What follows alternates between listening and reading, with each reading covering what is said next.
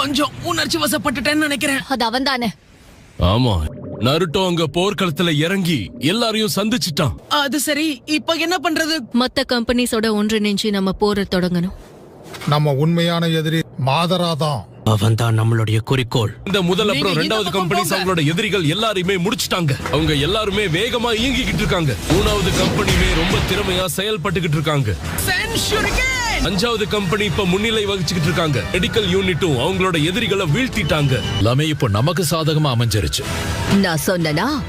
இப்ப ஜின்சுருக்கியோட முன்னேறி வந்துட்டு இருக்கிற மாதராவை தடுத்து நிறுத்தினாவே போதும். ஒரு நிமிஷம், யாரும் தயவு செஞ்சு அவசரப்படாதீங்க. என்னாச்சு? அதாவது கம்பெனில ஒரு எதிரி இறங்கி இருக்கான். ஆனா இந்த சக்கரவர்த்தி என்னால உணர முடியல. என்னது இது?